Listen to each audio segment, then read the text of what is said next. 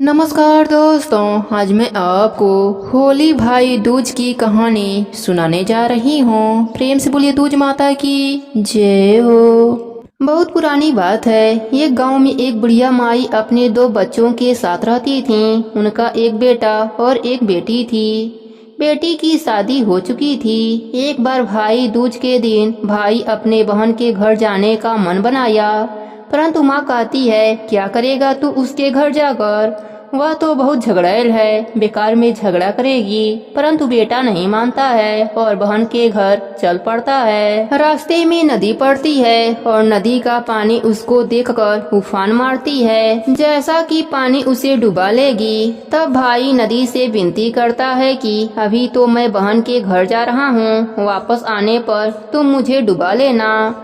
नदी मान जाती है। कुछ आगे जाने पर उसे एक सांप मिलता है। वह डसने जाता है। तब भाई उससे भी प्रार्थना करता है कि मैं अपने बहन से मिलकर आऊंगा, तब तुम मुझे डस लेना। सांप भी बात मान लेता है। कुछ आगे जाने पर उसे एक शेर मिलता है। शेर बोलता है मैं तुम्हें खाऊंगा। तब भाई उससे भी प्रार्थना करता है। शेर भी मान जाता है। बहन के घर पहुंचते ही उसने अपने बहन को आवाज दिया। उस वक्त बहन सूत काट रही थी और उसी वक्त उसका सूत का तार टूट जाता है। परंपरा यह थी कि किसी के इकलौते भाई के बहन के सूत का तार टूट जाए तो वह तार जुड़ने तक किसी से भी बात न करे। अतः उसने अपने भाई के पुकार का कोई जवाब नहीं दिया। भाई फिर दूसरी बार आवाज दी, परंतु बहन ने फिर से नहीं बोला और सूत जोड़ने में लगी रही। भाई ने मन में सोचा कि माँ ठीक ही कह रही थी, मुझे यहाँ आना ही नहीं चाहिए था। यह तो शुरू से ही बहुत घमंडी है। भाई वापस जाने लगा। तभी बहन का सूत जुड़ गया और उसने अपने भाई को आवाज लगाई और ना बोलने का कारण भी बताया। फिर वह अपने भाई को भीतर ले गई और आदर सत्कार करने लगी। भाई को कई सालों बाद अपने घर देखकर उत्सुकता बस अपने पड़ोसन के घर गई और पूछने लगी यदि अपने प्राणों से भी प्रिय कोई मेहमान घर आए तो उसका सत्कार कैसे करना चाहिए। पड़ोसन ने उसका मजाक उड़ाने के लिए कह दिया कि ऐसा करो, तेल का चौका लगाओ और घी में चावल पकाओ। भोली बहन पड़ोसन के मजाक को समझ न सकी और उसने वैसा ही किया। अब ना उसका तेल का चौका सूख रहा था और ना ही घी में चावल पक रहे थे।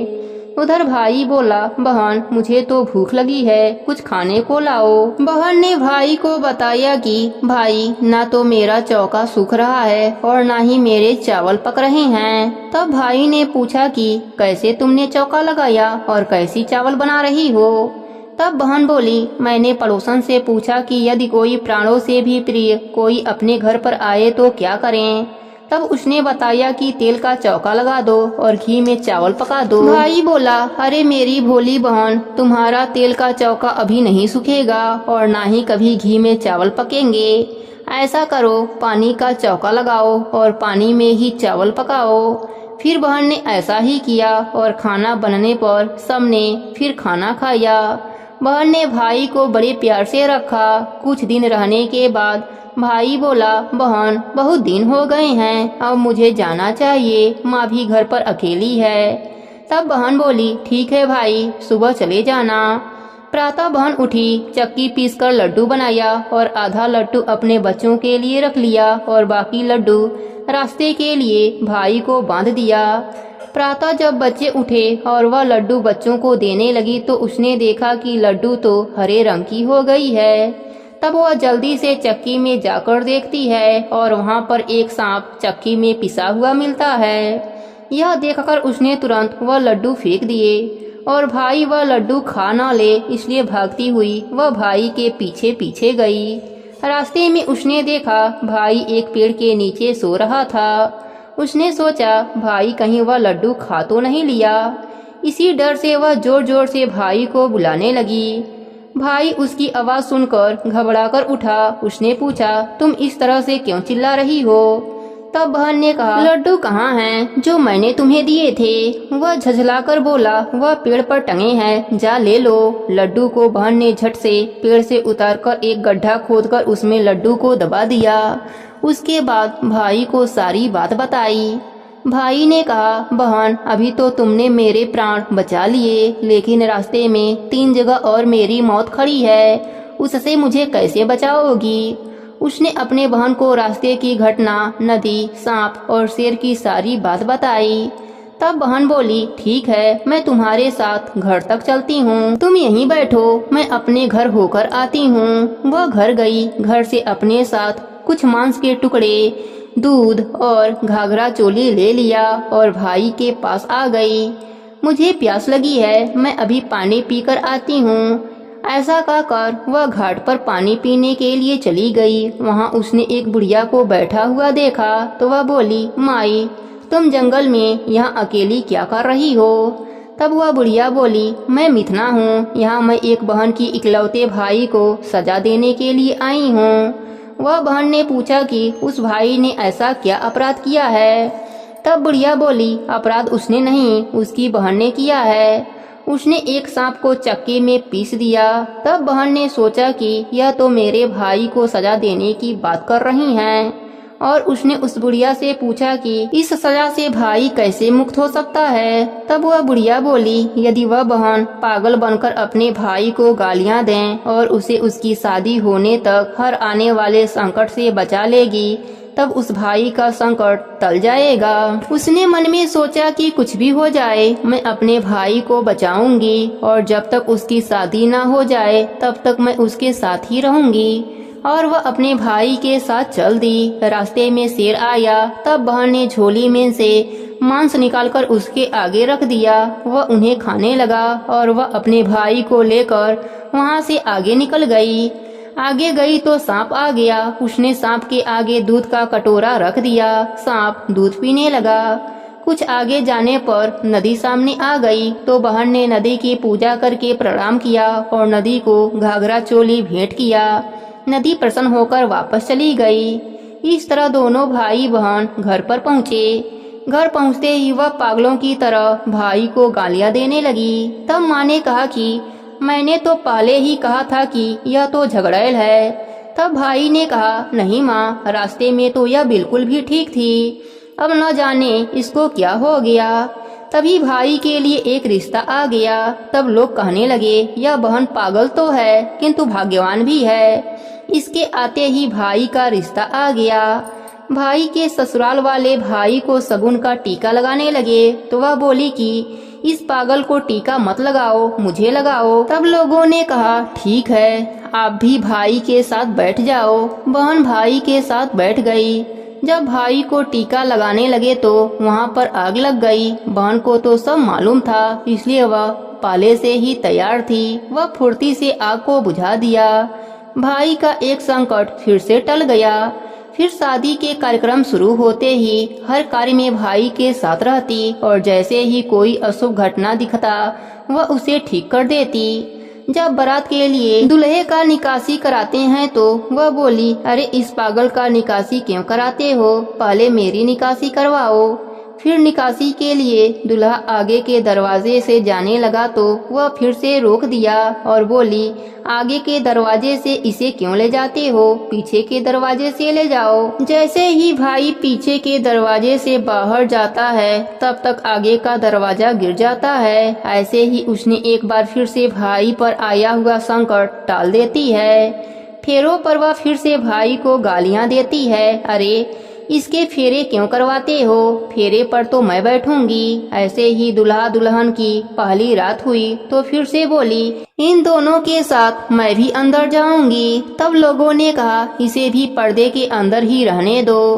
तभी रात्रि में वहाँ एक सांप आया। बहन तो पहले से ही तैयार बैठी थी। उसने तलवार से सांप को काट दिया और उसके ऊपर टोकरी रख दिया। सुबह जब माँ सब लोगों को विदा करने लगी तो वह बोली, इन सबसे पहले मुझे विदा करो। और उसने भाई पर आए हुए सारे संकट की बात बताई और कहा कि मुझे इसके विवाह तक यह स्वांग करना था, अब इसके सारे संकट टल गए हैं। तब सभी प्रसन्न हो गए और माँ ने उसे गले से लगा लिया और खूब सारा धन देकर विदा किया। जो भी इस कहानी को कहता है या सुनता है उसके ऊपर दूज माता की कृपा से हर संकट दूर हो जाता है। हे दूज माता, जैसे आपने उस बहन के भाई के संकट को दूर किया, वैसे ही सभी के संकट को दूर कर देना। सभी पर अपनी कृपा बनाए रखना। कहानी अधूरी हो तो पूरी करना, पूरी हो तो मान रखना। प्रेम से बोलिए दूज माता की जय हो। अब सुनती हैं नित्य नियम और व्रत को पूर्ण करने वाले गणेश भगवान की कहानी। प्रेम से बोलिए गणेश भगवान की जय हो। एक समय की बात है, एक गांव में एक किसान था। उसकी 2 बेटियां थीं, कमला और बिमला। कमला की शादी अमीर परिवार में हुई थी, पर बिमला की शादी गरीब परिवार में हुई थी। अमीर होने के कारण कमला घमंडी हो गई थी। उसने बिमला को अपने घर पर काम पर रख लिया। बिमला उसके घर का सारा काम करती और बदले में कमला उसे बचा हुआ खाना दे देती थी। बिमला सीधी साधी थी, नेम धर्म से रहती थी। बिमला गणेश भगवान का नित्य नियम भी निभाती थी। वह जो भी खाना लाती उसको पहले गणेश भगवान को भोग लगाती, उसके बाद ही वह खाती या अपने परिवार को देती थी। एक दिन कमला के घर में खाना नहीं बचा। बिमला ने जंगल से कुछ आंवले तोड़े, उसे उबालकर उसने पहले गणेश भगवान को भोग लगाया, फिर बचा हुआ खाकर सो गई। उसी रात गणेश भगवान ने उसकी भक्ति की परीक्षा लेनी चाहिए। उन्होंने एक बूढ़ी औरत का भेष बनाकर बिमला के घर का दरवाजा खटखटाने लगे। बिमला ने उठकर दरवाजा खोला तो देखा एक बुढ़िया खड़ी है। बिमला ने पूछा, माँ जी आपको क्या चाहिए? बुढ़िया ने कहा, मुझे बहुत जोरों की भूख लगी है, कुछ खाने को दे दो। बिमला ने कहा, माँ जी मैं बहुत गरीब हूँ, खाने को कुछ भी नहीं है, बस उबले हुए आंवले रखे हैं, आप खाएंगी? गणेश भगवान बुढ़िया माई के रूप में बोले, हाँ लाओ। तब बिमला ने भोग में चढ़ाए हुए आंवले बुढ़िया माई को खाने के लिए दे दिया। खाने के बाद बुढ़िया माई घर जाने में असमर्था दिखाई। तब बिमला बोली, आप चिंता मत कीजिए, आज आप यहीं पर सो जाइए, कल सवेरे चले जाना। बुढ़िया माई खा पीकर वहीं सो गईं। थोड़ी देर के बाद बुढ़िया माई की नींद खुल गई। उन्होंने कहा, बेटी मेरा पेट खराब हो गया है। बिमला ने कहा, आप अंधेरे में कहाँ जाएंगी, यहीं किसी कोने में निपट लीजिए और अपना हाथ मेरे बालों में पोंछ लीजिए, सुबह उठकर मैं साफ कर लूंगी। बुढ़िया माई ने वैसा ही किया। जब सुबह हुई तो बुढ़िया माई वहाँ नहीं थी। बिमला को लगा शायद मैंने सपना देखा होगा। ऐसा सोचकर वह नहाने के लिए तालाब की ओर चली गई। जब वह नहाने लगी तो उसके बालों में से सोना झड़ने लगा। आसपास के लोग देखकर हैरान हो गए। अब बिमला को रात की बात याद आई। वह दौड़ी दौड़ी घर आई। घर आकर उसने देखा कि घर के अंदर चारों ओर सोने के सिक्के बिखरे पड़े हैं। वह खुश होकर गणेश भगवान की जयकारा लगाने लगी। उसने अपने बेटे को मौसी के घर से तराजू लाने के लिए भेजा। उसका बेटा मौसी के पास जाकर तराजू मांगने लगा। मौसी ने पूछा, तराजू का क्या करेगा? बच्चा भोला भाला था। उसने बताया, माँ सोने का सिक्का नापेगी। कमला ने कहा, घर में खाने को दाना नहीं और सोना नापने की बात कर रहा है। सच्चाई का पता लगाने के लिए वह तराजू के नीचे लट्ठा लगा दिया। बच्चा तराजू लेकर चला गया। जब सोना नापने का काम खत्म हो गया तो तराजू मौसी को लौटाने आया। कमला ने तराजू को उलट पुलट कर देखा तो उसके पीछे एक सोने का सिक्का चिपका हुआ मिला। वह हैरान हो गई और उसे विश्वास हो गया कि बिमला बहुत ही धनी हो गई है, इसलिए काम पर भी नहीं आ रही है। वह दौड़ी दौड़ी बहन के घर पहुंची और उससे पूछा, तुम्हारे पास इतना धन कहाँ से आया? बिमला सरल स्वभाव की थी। उसने सारी बातें अपने बहन को बता दिया। कमला को लालच आ गया। कमला लालचवश गणेश भगवान का नित्य नियम निभाने लगी और रोज जंगली आंवले का गणेश भगवान को भोग लगाने लगी। एक दिन गणेश भगवान उसे सबक सिखाने के लिए बूढ़ी औरत का भेष धरकर उसके घर गए। वह बुढ़िया को बैठाकर वही उबला हुआ आंवला दिया। आंवला खाकर बुढ़िया माई का पेट खराब हो गया। उन्होंने कमला के सारे घर को गंदा कर दिया। जब सुबह कमला की नींद खुली तो उसने देखा सारा घर गंदगी से भरा पड़ा है और बदबू कर रहा है। कमला गंदगी को साफ करने लगी पर गंदगी बढ़ती ही जा रही थी। वह परेशान होकर बिमला के घर गई। उसने बिमला को सारी बातें बताई। बिमला ने कहा, तुम्हारे पास खाने का इतना सामान था, फिर भी तुमने उबले हुए आंवले गणेश भगवान को खिलाए। इसी कारण गणेश भगवान का कोप तुम पर हुआ है। कमला को अपने गलती का एहसास हो गया। वह गणेश भगवान से क्षमा मांगने लगी। गणेश भगवान उसको माफ कर दिए और अपनी माया समेट लिया। हे गणेश जी महाराज, जैसी कृपा आपने बिमला पर करी, वैसी ही कृपा अपने सभी भक्तों पर करना। सबके व्रत को पूर्ण करना। कहानी अधूरी हो तो पूरी करना, पूरी हो तो मान रखना। प्रेम से बोलिए गणेश भगवान की जय हो।